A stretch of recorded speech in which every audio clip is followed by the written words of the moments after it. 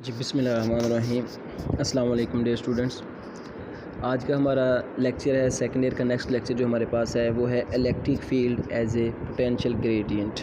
आज हमने potential gradient का टॉपिक पढ़ना है। बेसिकली हमारे पास ये जो टॉपिक है ये बोर्ड में इस तरीके से भी आता है कि हमारे पास driver relation between electric intensity and potential difference relation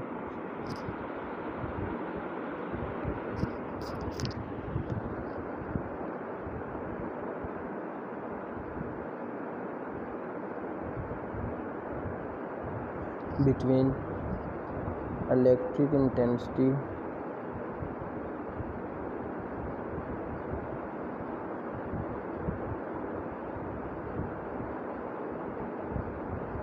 and potential difference।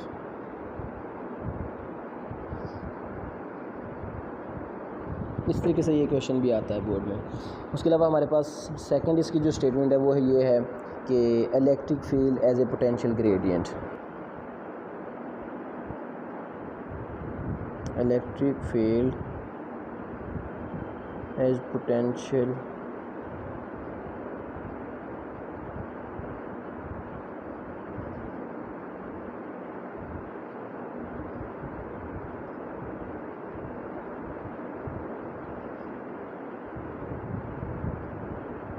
Electric field as a potential gradient. ये हमारे पास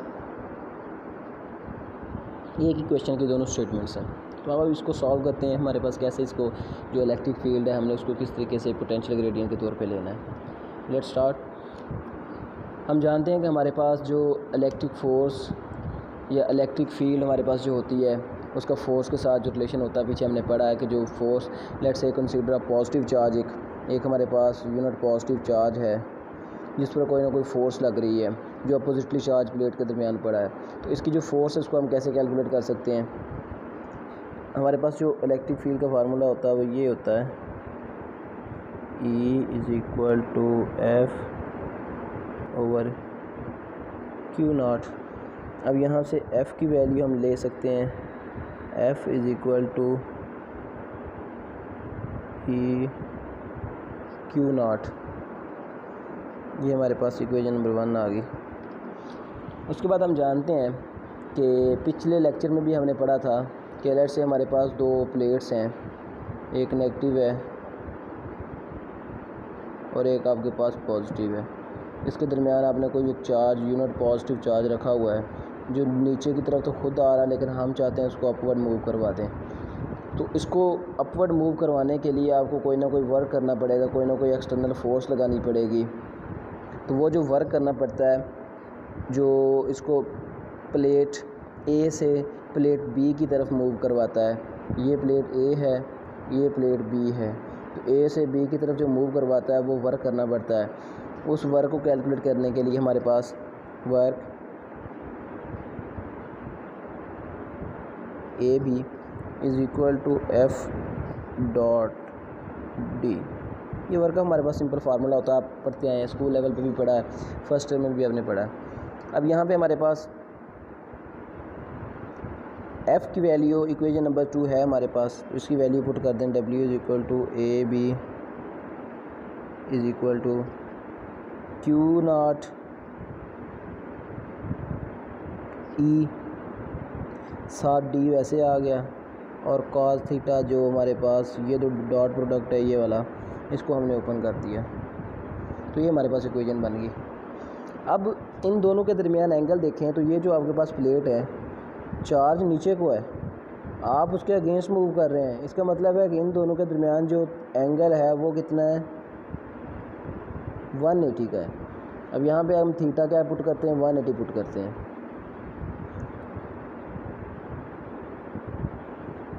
थीटा हमारे पास आ जाएगा W is equal to A B q naught E d cos 180। अब cos 180 हम जानते हैं कितना होता है, -1 होता है।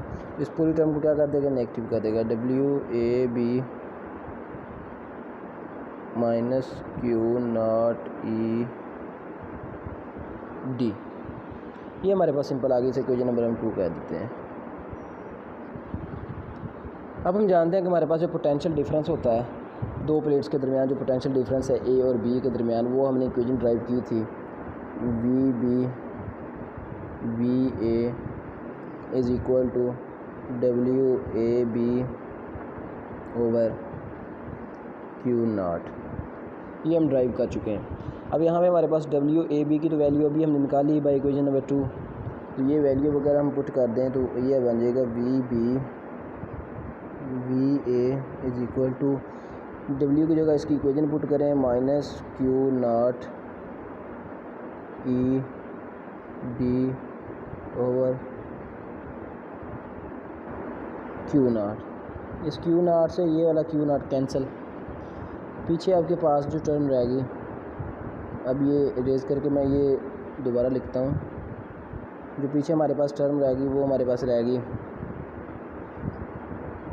V B minus V A is equal to minus q naught E d था और नीचे क्यू नॉट था। इस क्यू नॉट से ये क्यू नॉट कैंसिल, तो पीछे हमारे पास क्या रह गया V B minus V A is equal to minus E d. अब हम जानते हैं कि हमारे पास ई डी किसके इक्वल होता है। ई डी जो हमारे पास है वो डेल वी के इक्वल होता है। ई डी नेगेटिव का is equal to del V, change in potential के। इसकी वैल्यू अगर हम इसमें इक्वेशन में पुट करें तो हमारे पास क्या बनेगी, बल्कि ऐसे नहीं कहते हैं, हम खुद लेट कर लेते हैं कि पहले से लेट कर लेते हैं। Let say V B minus V A is equal to del V. यही है ना कि हमारे पास ये चेंज इन पोटेंशियल है। वी बी फाइनल में से इनिशियल निकाल दें तो चेंज आ जाएगा, तो इसी चेंज को हमने इक्वेशन बना के लिख दिया। तो अब हम इसी इक्वेशन जो ऊपर वाली है ये वाली है, इसमें पुट करें ये वाली इक्वेशन, तो ये हमारे पास कैसे बन जाएगी minus E D is equal to del V. अब ये हमारे यहाँ से ई की वैल्यू अगर हम लें, ई की वैल्यू हमारे पास क्या आएगी, ई की वैल्यू आ जाएगी डेल वी ओवर डी और साथ नेगेटिव का साइन, ये आ गया। अब ये डी सेपरेशन है। If the separation between two plates A and B is very small, अगर हमारे पास ये सेपरेशन बहुत कम हो देन हम कह सकते हैं कि हमारे पास D is equal to del R है। तो इससे हम यहाँ पे जो ई की वैल्यू लगाएंगे वो क्या बन जाएगी, वो हमारे पास बन जाएगी minus del V over del R. अब ये हमारे पास फाइनल रिलेशन बन गया।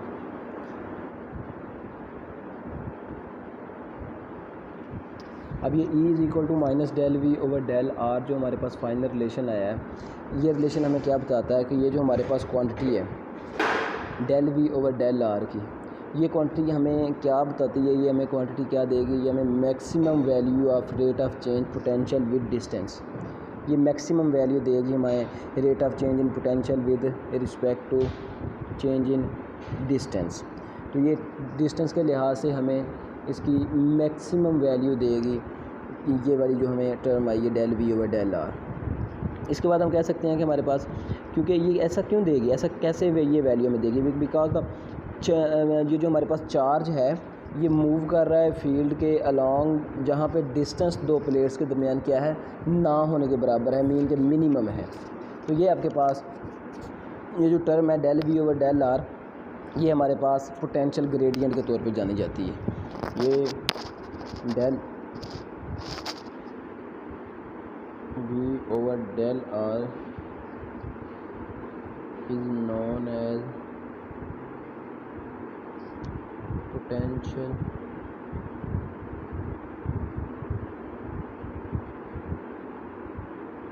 ग्रेडियंट। तो जो इलेक्ट्रिक इंटेंसिटी हमारे पास होती है वो नेगेटिव साइन होता है पोटेंशियल के। तो नेगेटिव साइन हमारे पास क्या जाहिर करता है, जो अभी हमने पढ़ा कि E is equal to negative del V over del R. बाकी सारी टर्म तो समझ आती है, लेकिन ये जो नेगेटिव का साइन है ये किस चीज़ को रिप्रेजेंट कर रहा है। नेगेटिव साइन जो हमारे पास है ये बेसिकली हमें इसकी डायरेक्शन को जाहिर करता है। जो E की डायरेक्शन है, इस E की डायरेक्शन को ज़ाहिर करता है कि हमारे पास ये नेगेटिव साइन इसकी अपोजिट डायरेक्शन में मूव करेगा। तो ये हमारे पास बेसिकली आपके क्वेश्चन था जो हमने पोटेंशियल ग्रेडियंट के लिहाज से पढ़ा। अब इसका जो इलेक्ट्रिक फील्ड जो अभी हमने फार्मूला ड्राइव किया था उसका हम यूनिट बनाते हैं कि यूनिट इसका कैसे बनेगा। तो बेसिक फार्मूला हमने क्या पढ़ा है, E=del V/del r। जो नेगेटिव साइन है वो तो सिर्फ डायरेक्शन है, फार्मूले में डायरेक्शन की ज़रूरत नहीं होती। अब ये del V वोल्ट है, इसका यूनिट वोल्ट होता है, और डिस्टेंस है नीचे वाला, डिस्टेंस का यूनिट क्या होता है, SI metre, volt over metre. अब वोल्ट ओवर मीटर है तो वोल्ट को हम जॉल पर कॉलम और नीचे मीटर ये लिख सकते हैं। अब इसको अगर ऊपर वाला जॉल रहने दें, नीचे क्या ले जाएं, कॉलम मल्टीप्लाई बाय मीटर, ये बन जाएगा। क्योंकि अब देखें तो हमारे पास जो 1 जॉल होता है किसके इक्वल होता है, न्यूटन मीटर के। ऊपर वाली वैल्यू में हमने वैल्यू पुट की जॉल की जगह, वो क्या आ गई, न्यूटन मीटर, नीचे क्या आ गया, कॉलम मीटर। अब ये मीटर से मीटर कैंसिल, तो पीछे क्या रह गया, ई का फार्मूला न्यूटन पर कॉलम, या इसको ऐसे भी लिख सकते हैं न्यूटन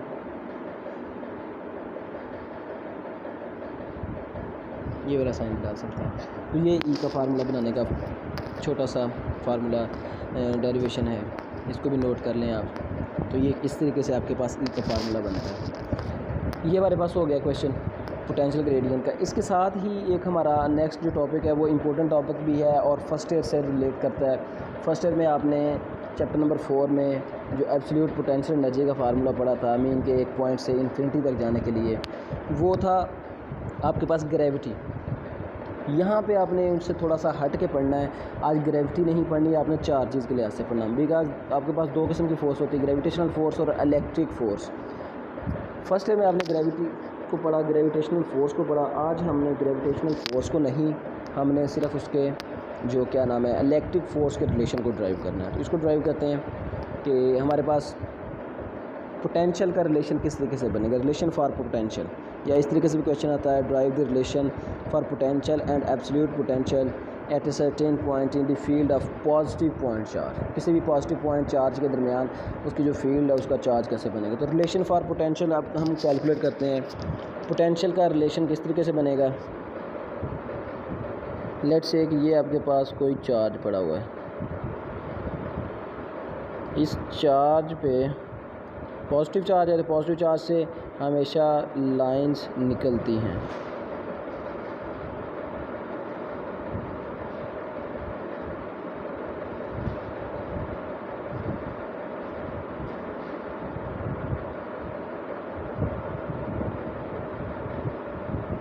ये आपके पास एक पॉजिटिव चार्ज है। लेट्स से कि जो इसकी पॉइंट्स हैं इसको हम खुद से लेट कर लेते हैं कि ये वाला जो पॉइंट जा रहा था ये इन्फिनिटी तक गया है, ई यहाँ पॉइंट है। इसके दरमियान 2 हमारे पास पॉइंट हैं, एक हमारे पास ये पॉइंट है और एक हमारे पास ये पॉइंट है। इस पॉइंट को हम ए का नाम दे देते हैं और इस पॉइंट को हमने बी का नाम, क्योंकि इसको टोटल पाथ इसका इस चार्ज से लेके ई तक है, लेकिन इसके दरमियान 2 हमने खुद से पॉइंट लेट कर लिए अपनी आसानी के लिए कि हमारे पास इसका जो डिस्टेंस है वो ईज़िली हम उसको कवर कर सकें। अब जो ए तक का आपका डिस्टेंस है इस पॉइंट से लेके इस पॉइंट तक, वो आपके पास आर ए है।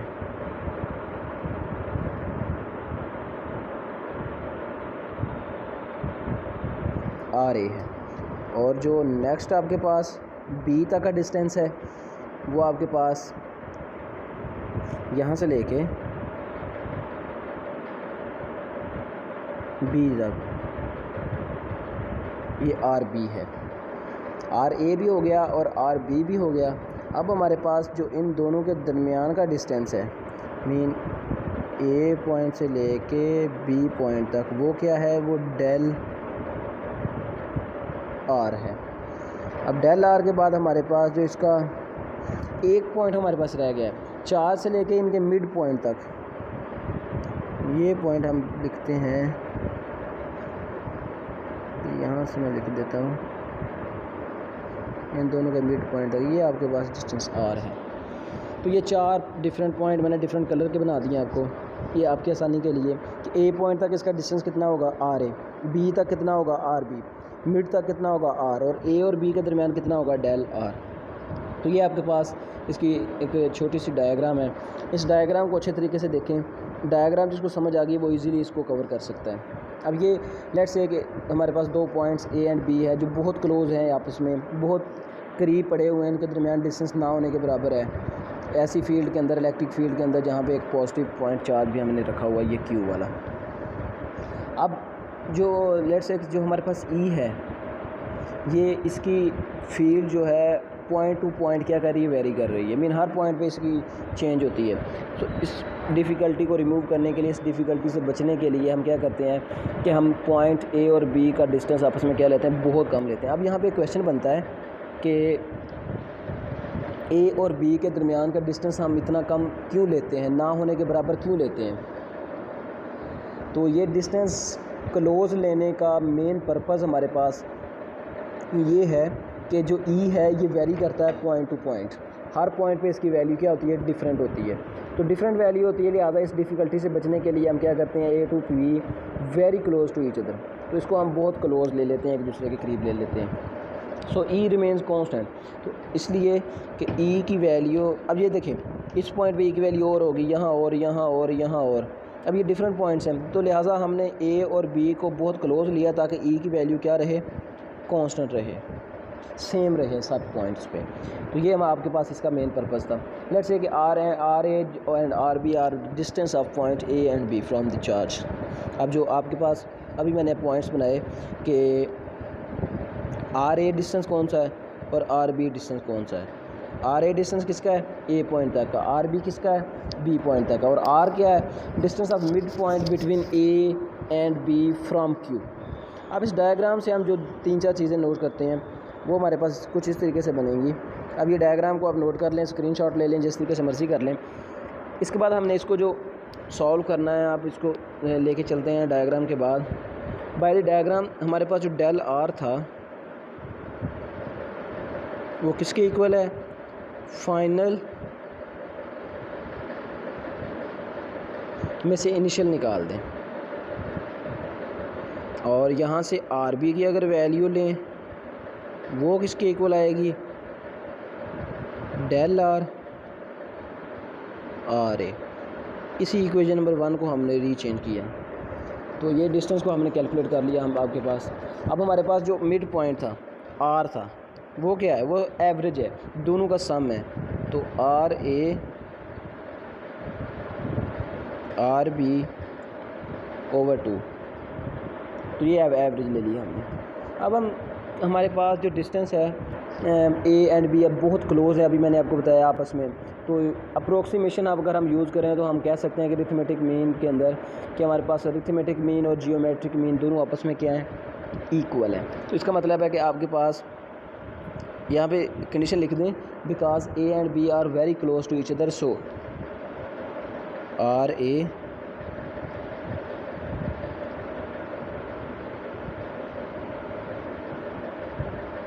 Are B is equal to R, ये हमने कंडीशन लिख दी। ये क्यों लिखा है कि ये हमने सिर्फ इस वजह से लिखा है कि ये डिस्टेंस आपस में बहुत क्लोज है, लिहाजा सब पॉइंट्स आपस में अरिथमेटिक मीन और जियोमेट्रिक मीन के आपस में इक्वल हो जाएंगे। आर मल्टीप्लाई बाय आर, ये दूसरी टर्म में लिख रहा हूँ, तो ये किस तरीके से हम लिख सकते हैं, R A multiply by R B, ये दोनों पॉइंट्स को आप आपस में मल्टीप्लाई करवा सकते हैं। अब इनको आप क्रॉस मल्टीप्लाई करवाएं तो आपके पास क्या आएगा, R over R A is equal to R B over R. आप इसको क्रॉस मल्टीप्लाई करवाएं तो आपके पास आर आर स्क्वायर हो जाएगा और साथ आर ए आर बी हो जाएगा। ये इस तरीके से आपने मल्टीप्लाई करवाया, ये क्रॉस मल्टीप्लाई करवा दिया, तो ये आपके पास वैल्यू आ गई इक्वेशन नंबर 3। यही यहाँ तक आपका मेन कंसेप्ट था जो आपके पास कांस्टेंट है। आपने फर्स्ट टाइम भी पढ़ा था कि किसी भी एवरेज का स्क्वायर उसके दोनों पॉइंट्स को मल्टीप्लाई करवाने से आता है। तो ये यहाँ तक आपने पढ़ा हुआ है। अब इसकी वैल्यू डायरेक्ट हम लिख देते हैं कि हमारे पास जो आर स्क्वायर की वैल्यू आई है वो आर ए और आर बी आई है। ये क्वेश्चन नंबर हमने 3 बनाई है। अब हमारे पास इलेक्ट्रिक इंटेंसिटी की जो मैग्नीट्यूड होती है, as we know that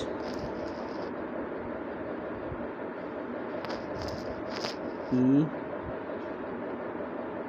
is equal to 1/4 pi epsilon r multiply by q over r square. ये आपके पास वैल्यू होती है। अब ये आर स्क्वायर की वैल्यू हम निकाल चुके हैं बाय इक्वेशन नंबर 3। इसकी वैल्यू अगर यहाँ पे पुट करें तो आपके पास E की वैल्यू क्या आएगी, 1/4 pi epsilon R multiply by Q over R A R B. इसे इक्वेशन नंबर 4 का नाम दे दें, इसे इक्वेशन नंबर 5 का नाम दे दें। तो ये आपके पास इक्वेशन नंबर 5 आ गई। अब हमारे पास जो डेल आर की वैल्यू है वो हम देख चुके हैं कि हमारे पास क्या होती है। डेल आर क्या होता है, final displacement minus initial displacement, mean R A minus R B. अब यहाँ पे मैं लिख देता हूँ del are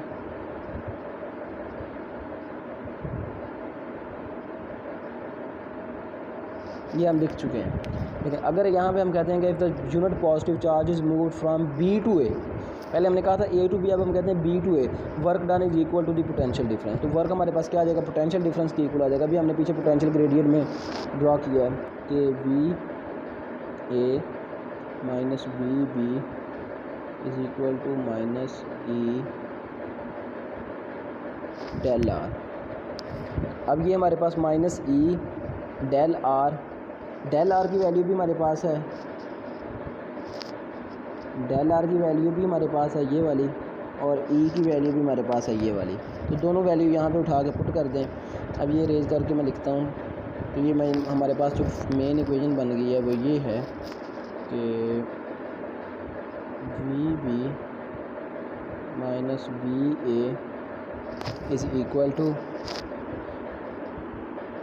minus E del R. अब इसकी वैल्यू पुट करते हैं। माइनस ई की वैल्यू क्या है, 1/4 pi epsilon naught multiply by Q over R A R B, और डेल आर की वैल्यू क्या है, R A minus R B. ये आपके पास वैल्यू आ गई। अब हम ये जो आर ए आर बी और R A minus R B है इनको इकट्ठा कर देते हैं। तो आपके पास जो टर्म बन जाएगी वो इस तरह बनेगी, -1/4 पाई एप्सिलॉन नॉट, लेकिन 1 की जगह यहाँ पे हम क्यू ही लिख देते हैं। ये क्यू इधर आ गया और पूरी टर्म को यहाँ पे लिख देते हैं, R A minus R B divided by R A R B. अब यहाँ पे देखें, आर ए के नीचे आर ए आर बी भी है, माइनस आर बी के नीचे, ये दोनों को माइनस के साथ साथ दोनों टर्म को हम अलग क्या कर देते हैं, लिख देते हैं। तो हमारे पास जो फाइनल रिलेशन हमारे पास बनेगा वो इस तरीके से बन जाएगा, V A minus V B is equal to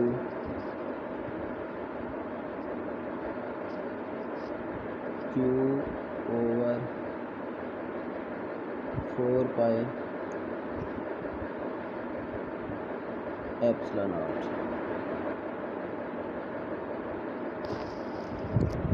ये जो हमारे पास 4 पाई एप्सिलॉन नॉट था, अब हमने क्या किया है कि हमारे पास रीअरेंज हमने कर दिया, क्योंकि यहाँ पे माइनस का साइन था और साथ हमारे पास क्या था, आर ए आर बी। अब ये माइनस के साइन को ख़त्म करके हमने क्या किया, यहाँ पे पॉजिटिव कर दिया, यहाँ पे पॉजिटिव कर दिया, यहाँ पे माइनस, मीन के माइनस मल्टीप्लाई करवा दिया। माइनस मल्टीप्लाई करवाया तो हमारे पास क्या टर्म बनेगी, V A minus V B is equal to Q over 4 pi epsilon naught R B, B वाला पहले आ गया अब क्योंकि ये पॉजिटिव है, आर ए आर बी, और ए वाला बाद में चला गया क्योंकि ये नेगेटिव था, R A R B. A वाला ए से कैंसिल, बी वाला बी से कैंसिल। पीछे आपके पास क्या रह गया, V A V B is equal to Q over 4 pi epsilon naught 1 over R A 1 over R B. ये आपके पास एक रिलेशन आ गया, फाइनल रिलेशन आ गया। अब ये हमारे पास पोटेंशियल का रिलेशन आ चुका है क्योंकि चेंज इन पोटेंशियल आ चुका है हमारे पास, लेकिन अब हमने एब्सोल्यूट पोटेंशियल का रिलेशन निकालना है। ये हमारे पास ये जो इक्वेशन है, ये हमारे पास पोटेंशियल का रिलेशन आ गया है। अब इस पोटेंशियल की बजाय अब हमने एब्सोल्यूट पोटेंशियल पे जाना है। तो एब्सोल्यूट पोटेंशियल की वैल्यू निकालने के लिए हम क्या करते हैं, लेट्स से कि हमारे पास जो बी पॉइंट है उसको हम कह देते हैं कि ज़ीरो है, फाइनल ज़ीरो है और इन्फिनिटी पे पड़ा हुआ है। तो इसके साथ साथ हम ये भी लिख देंगे 1 over R B 1 over infinity, और ये भी ज़ीरो हो जाएगा। सो इक्वेशन नंबर जो अभी हमें पीछे ड्राइव की थी एब्सोल्यूट को उसमें पुट करें, V A minus V B था वो ज़ीरो हो गया, Q over 4 pi epsilon naught 1 over R A 1 over R B था वो ज़ीरो हो गया। क्या रिलेशन रह गया, V A is equal to 1 over 4 pi epsilon naught multiply by Q over R A. ये आपके पास फाइनल रिलेशन रह गया। अब ये आर का जो सॉरी ए का जो किस्सा, इसको भी ख़त्म करें। यहाँ पे जो हमने V A is equal to 1 over 4 pi epsilon naught Q over R A, ये जो ए लिखा है इसको भी अगर हम ख़त्म करें, जर्नल रिलेशन लिख दें, तो जर्नल रिलेशन में हम क्या लिख सकते हैं, V R is equal to 1 over 4 pi epsilon naught Q over R. अब ये हमारे पास एब्सोल्यूट पोटेंशियल का final full and final relation आ गया। ये आपके पास एब्सोल्यूट पोटेंशियल आई है। और जो हमने दूसरा पोटेंशियल लिखा था वो हमारे पास क्या था, वो हमारे पास ए और बी दोनों के दरमियान चेंज था। तो ये हमारा आज का टॉपिक था। उम्मीद है आप लोगों को क्लियरली समझ आया होगा। कहीं से भी कोई पॉइंट की समझ ना आई हो, कहीं से भी कोई प्रॉब्लम हो, तो आप मुझे कमेंट्स करके बता सकते हैं। अदरवाइज़ आपको लगे कि इस लेक्चर में कुछ इम्प्रूवमेंट चाहिए तो वो भी आप मुझे बता सकते हैं, ताकि मैं उसको मज़ीद मौसर तरीके से बना सकूं, ताकि आप लोगों के लिए अच्छा रहे। Thank you. अल्लाह हाफ़िज़। जज़ाकल्लाह।